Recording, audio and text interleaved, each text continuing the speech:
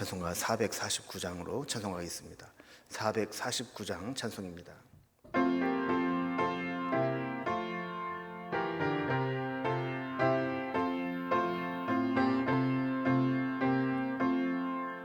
예수 따라가며 복음 순종하면 우리 행할 길 환하겠네. 주를 의지하며 순종하는 자를 주가 늘 함께 하시리라.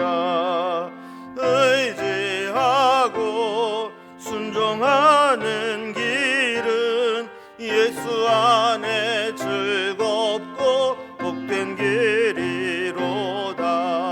해를 당하거나 우리 고생할 때 주가 위로해 주시겠네. 주를 의지하며 순종하는 자를 주가 안위해 주시리라. 의지하고 순종하는 길은 예수 안에 즐겁고 복된 길이로다.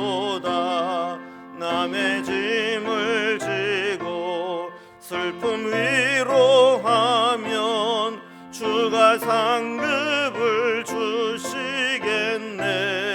주를 의지하며 순종하는 자를 항상 복 내려 주시리라.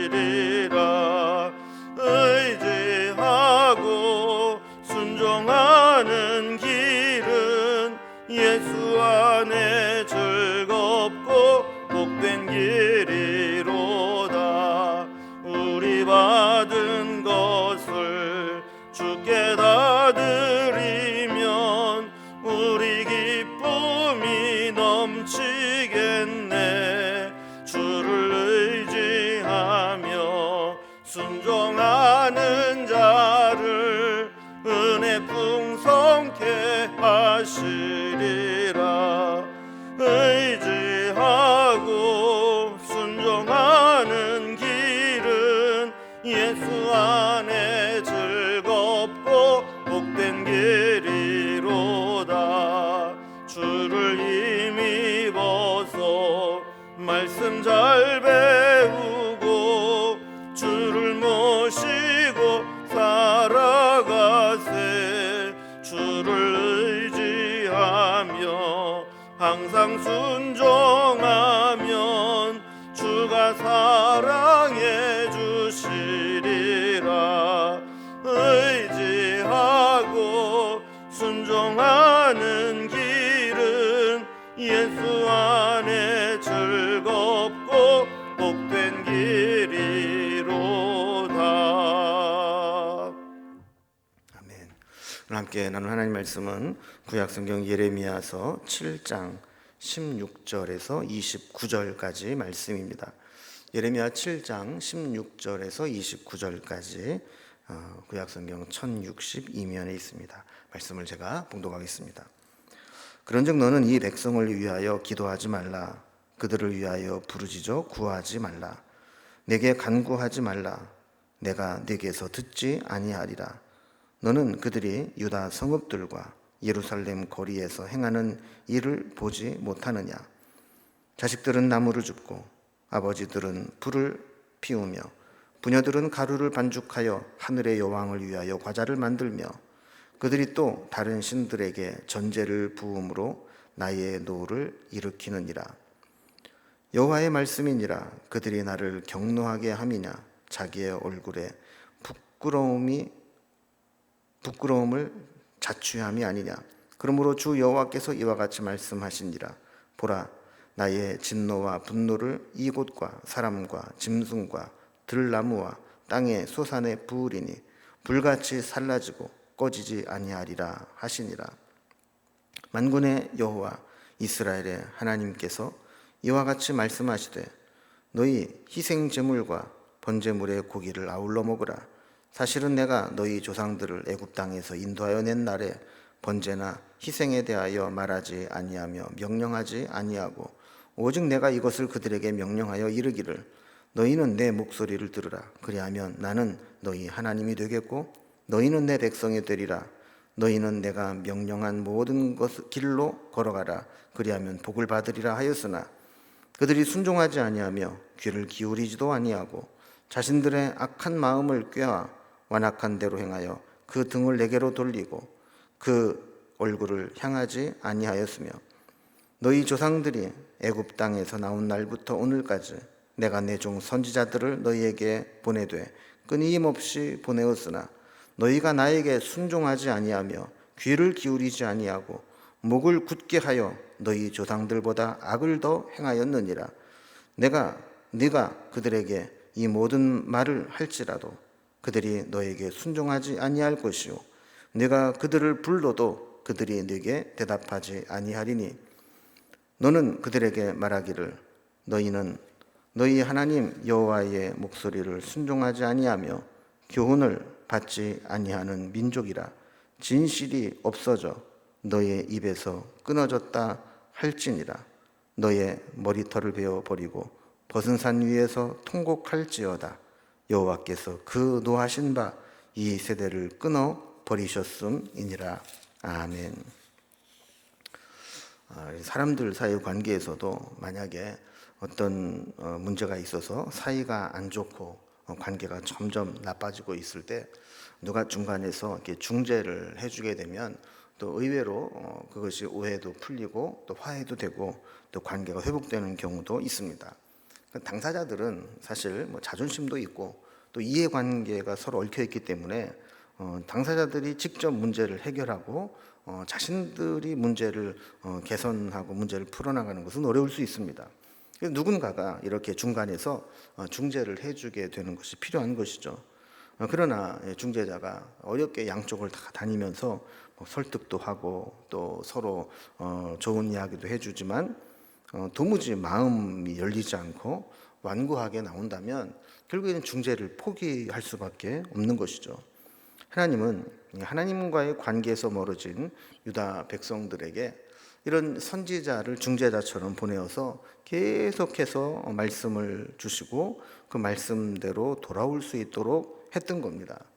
그러나 그럼에도 불구하고 그들은 도무지 마음을 열려고 하지 않고 하나님께로 돌이키려고 하지 않고 이미 하나님과의 관계에서 멀어진 유다 백성들은 아무리 선지자를 보내서 하나님께로 돌아오라고 해도 그들은 더 이상 마음을 바꾸지 않았던 겁니다. 오늘 본문에도 보면 이런 상태에서 하나님은 예레미야에게 이제 더 이상 중재하지 마라. 이제는 나도 포기한다. 이런 의도로 말씀을 하시는 겁니다. 더 이상 소망이 보이지 않고 기다린다고 해서 또 반복적으로 말씀을 전한다고 해서 그들이 돌아올 것 같지 않다는 겁니다. 그래서 예레미야에게 그들을 위한 기도를 멈추라라고 말씀하시면서 이제 내가 그 백성들에게는 일말의 남은 기대도 거두겠다라고 말씀을 하는 거죠. 사실 이게 가장 두려운 일입니다. 하나님께서 아직 기회를 주시고 기다려 주시면 우리에게 소망이 있지만 이제 모든 기대를 저버리고 모든 기회를 박탈해 버리면 남은 것은 심판밖에 없는 것이죠. 오늘 이러한 내용을 말씀하시는데 단락별로 좀 내용을 구분을 해보면 먼저 16절에서 20절까지는 유다의 죄악들을 고발하며 이제는 내가 모든 기대를 거두겠다. 그러니까 기도하지도 말고 간구하지도 말고 이제 심판밖에 남지 않았다라는 말씀을 하십니다. 21절에서 26절까지는 하나님께서 이제 구체적으로 말씀하시면서 이제 제사보다 말씀에 순종하는 것을 나는 원하고 있다. 그런데 저들은 제사만 드리면 되는 것처럼 하지만 그것이 하나님이 원하시는 것이 아니다라는 걸 이야기하죠. 결국 이렇게 27절에서 29절까지는 하나님이 원하시는 순종 없이 불순종으로 일관하는 백성들에게는 결국 하나님이 심판하실 수밖에 없다라는 것을 말씀합니다. 이제 단락별로 살펴봅니다. 첫 번째 단락입니다. 유다의 죄악을 고발하면서 그들에 대한 어떠한 기대도 하지 않겠다라는 하나님의 분노가 나오게 됩니다. 아무리 하나님께서 사랑과 자비와 인내의 하나님이라 할지라도 결국 돌이키지 않는다면 하나님도 포기하게 될 때가 있다는 거죠. 그래서 가장 절망적인 포기는 기도를 중단하는 겁니다. 그리고 우리가 기도를 포기하지 않고 기도를 중단하지 않았다는 것은 아직 우리가 소망을 붙잡고 있다는 겁니다. 그런데 기도하지 못하고 기도하는 것을 포기하게 된다면 이제 그것은 상황이 끝났다는 얘기죠. 16절을 보면 그런즉 너는 이 백성을 위하여 기도하지 말라. 그들을 위하여 부르짖어 구하지 말라. 내게 간구하지 말라. 내가 네게서 듣지 아니하리라 그랬습니다. 이거 보면 하나님이 예레미야에게 이제 유다 백성을 위해서 기도하지도 말고 부르짖어 구하지도 말고 내게 간구하지도 말라. 네가 기도한다고 해서 내가 이제 듣고 심판을 바꾸지 않을 것이다 라고 말씀하는 겁니다. 3번이나 이렇게 반복해서 중보기도 하지 말라라고 말씀하죠. 우리는 여기에서 하나님의 마음을 보게 됩니다. 하나는 이제 상황이 더 이상 돌이킬 수 없는 상황이 되어서 심판할 수밖에 없다는 당위성을 설명하는 것이고, 또 하나는 하나님은 하나님의 종이 중보하며 기도할 때 엄청난 부담을 가지고 계신다라는 거죠. 하나님은 심판하기로 마음을 먹었는데 예레미야가 계속해서 기도하면 하나님도 마음이 불편하다는 거예요. 저는 그래서 오히려 역으로 그런 것을 느끼게 됩니다. 이게 우리의 기도의 힘이구나. 이게 우리의 기도의 능력이구나. 어떤 일이 있어도 기도를 포기해서는 안 되겠구나라는 생각을 하거든요. 우리가 기도하기를 포기하지 않는 한 하나님께서는 그 기도에 계속해서 부담을 가질 수밖에 없다는 것을 보게 됩니다. 17절에 보면 너는 그들이 유다 성읍들과 예루살렘 거리에 행하는 일을 보지 못하느냐 그랬습니다. 여기 유다 백성들이 유다 성읍과 예루살렘 거리에서 행한 일, 하나님 앞에 범죄한 일인데, 그리고 우리가 보통 죄를 지면 숨어서 죄를 짓습니다. 성읍 한가운데서 예루살렘 거리에서 하나님이 기뻐하지 않는 죄를 짓는다는 것은 이렇게 죄책감을 느끼고 일말의 양심이 있어서 몰래 숨어서 죄를 짓는 게 아니고 그냥 만연하게 다 드러내고 죄를 짓고 있다는 것을 지적하는 겁니다. 그들이 어떤 악행을 했는가 구체적으로 고발합니다. 18절에 보면 자식들은 나무를 줍고 아버지들은 불을 피우며 부녀들은 가루를 반죽하여 하늘의 여왕을 위하여 과자를 만들며 그들이 또 다른 신들에게 전제를 부음으로 나의 노를 일으키느니라 그랬습니다. 이것은 이스라엘 백성들이 아주 뼛속까지 우상 숭배에 물들어 있음을 보여주는 겁니다. 이게 하늘의 여왕이 나오는데요. 이 하늘의 여왕은 지금까지 들어보지도 못했던 우상입니다. 보통 이스라엘 백성들은 바알, 아세라, 바알세부 이렇게 가나안에 인접한 우상들을 섬겨왔습니다. 그 지역에 하늘의 여왕은 없습니다. 그러니까 하늘의 여왕이라는 것은 아주 멀리서 수입해온 우상이라고 볼 수 있는 거죠. 근데 재밌는 거는 이 우상을 섬기기 위해서 온 가족이 혼연일체가 되어서 아주 노력하고 있는 것을 보게 됩니다. 자식들은 과자를 구울 나무를 주워오고 아버지는 자식들이 주워온 나무에 불을 피우고 어머니는 그 불에다가 과자를 굽습니다. 그리고 이것을 하늘의 여왕에게 바칩니다. 그리고 또 다른 신에게 전제를 붓습니다. 이렇게 범죄하고 우상을 섬기고 하나님이 가장 싫어하시는 일들을 아주 거리낌 없이 행하고 있다는 것이죠. 19절에 보면 여호와의 말씀이니라 그들이 나를 경노하게 함이냐 자기 얼굴에 부끄러움을 자취함이 아니냐 그랬습니다. 우상을 이렇게 섬기면서도 저들이 착각하고 있는 것이 있습니다. 하나님으로부터 받는 은혜보다는 우상에게 더 큰 풍요로움을 얻어보겠다고 우상을 숭배한다라는 겁니다. 그러나 결국 이러한 우상 숭배는 하나님으로부터 노를 경노하게 하고 또 얼굴에 부끄럽게 하고 하나님의 심판을 유발할 뿐이라는 것이죠. 그래서 20절에서는 이러한 우상 숭배에 대한 하나님의 심판을 말씀합니다. 그러므로 주 여호와께서 이와 같이 말씀하시느니라 보라 나의 진노와 분노를 이 곳과 사람과 짐승과 들나무와 땅의 소산에 부으리니 불같이 살라지고 꺼지지 아니하리라 하시니라 그랬습니다. 하나님이 정말 마음 먹고 심판하시게 되면 그 심판은 어느 일부분에만 국한되지 않습니다. 그것이 장소가 되었든 사람이 되었든 짐승이 되었든 나무가 되었든 농작물에 되었든 살아가는 데 필요한 모든 삶의 영역에 전반적으로 하나님의 심판이 이루어진다는 겁니다. 또한 심판의 기간도 저들이 다 소멸될 때까지 계속된다고 말씀합니다. 꺼지지 않는 불로 살라 심판하신다라고 하는 것은 타다가 중간에 중단되는 게 아니라 하나도 남김없이 다 태우고 나서야 끝나는 그런 심판이라는 것이죠. 이렇게 인간의 죄악에 대한 하나님의 심판은 이렇게 무섭습니다. 우리 주변에 남는 것이 없을 정도로 그렇게 심판을 받게 된다는 겁니다. 두 번째 단락을 보면 이제 저들이 마음을 합해서 우상을 숭배하고 죄를 짓고 심판을 받을 수밖에 없는 그런 상황에 있지만 그럼에도 불구하고 하나님이 원하시는 것이 있다는 것을 이야기합니다.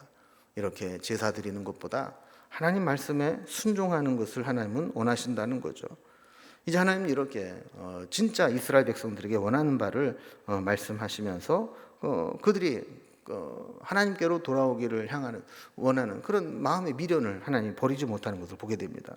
21절에 보면 만군의 여호와 이스라엘 하나님께서 이와 같이 말씀하시되 너희 희생제물과 번제물의 고기를 아울러 먹으라 그랬습니다.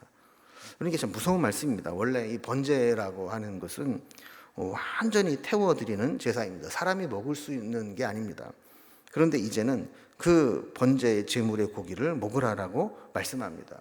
이유는 어차피 번제를 드려도 하나님은 그 제사를 받지 않으실 것이기 때문에 괜히 제물만 불태워 없애지 말고 어차피 나는 상관없고 나는 안 받을 테니까 차라리 너희들이라도 번제로 드리지 말고 먹어라, 이런 말씀을 하는 거죠.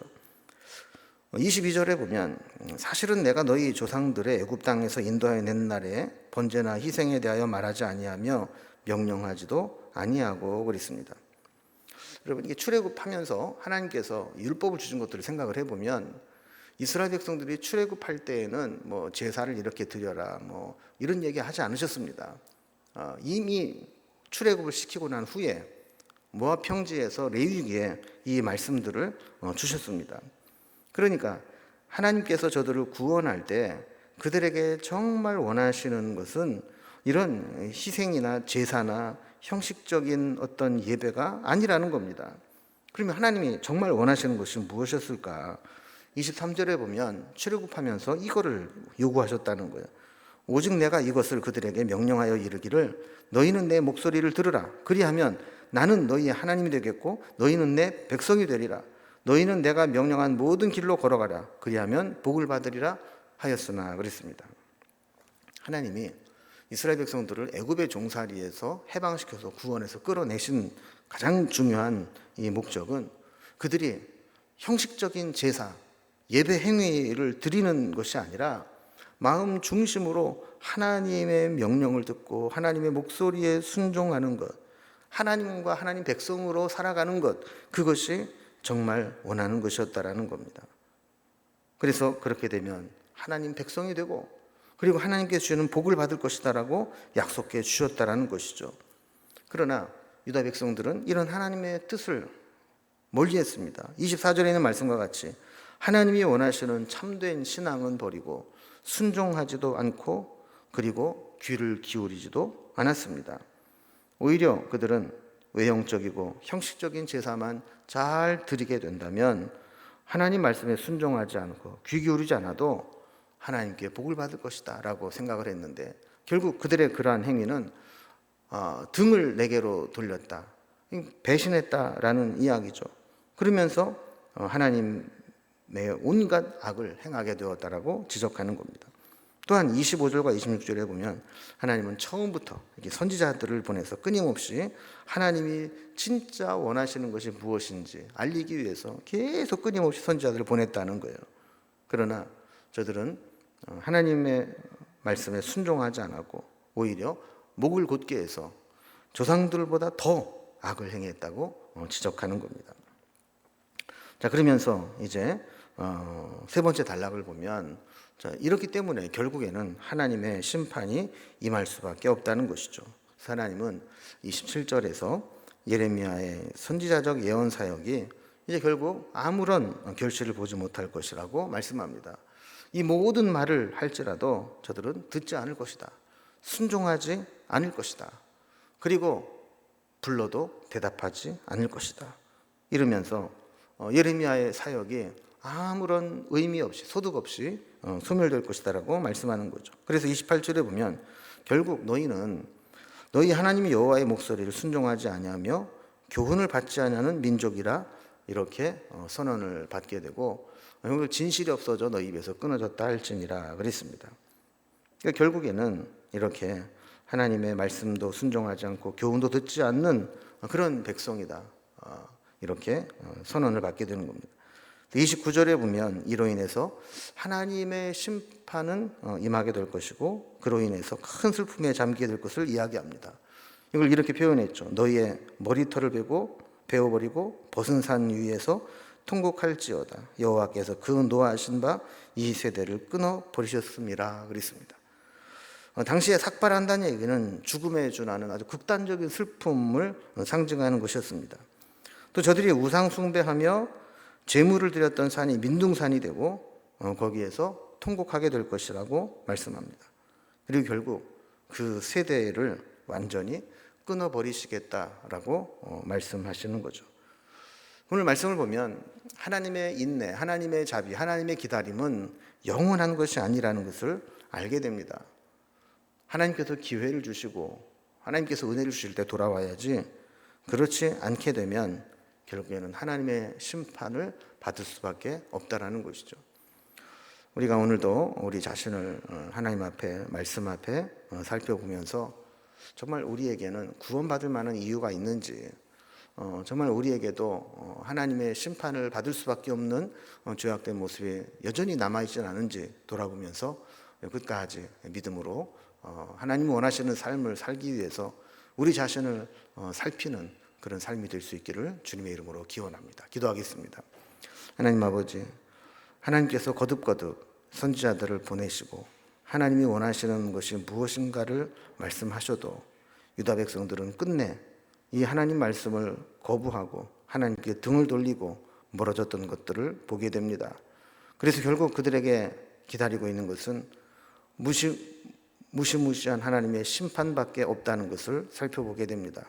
오늘 우리에게도 우리의 모습을 돌아보게 하여 주시고 하나님이 우리를 구원할 만한 이유가 있는지 우리의 모습에서 찾아보게 하시고 만약에 우리 가운데 하나님께서 싫어하시는 하나님이 기뻐하지 않는 모습이 남아있다면 오늘 기도하면서 우리의 모든 잘못들을 끊어버릴 수 있도록 인도해 주시옵소서.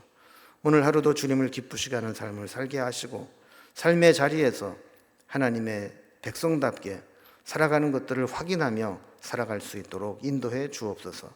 우리의 기도에 응답해 주시고 주님과 더욱더 가까이 하는 삶을 살아갈 수 있도록 도와주옵소서. 예수님의 이름으로 기도드리옵나이다. 아멘.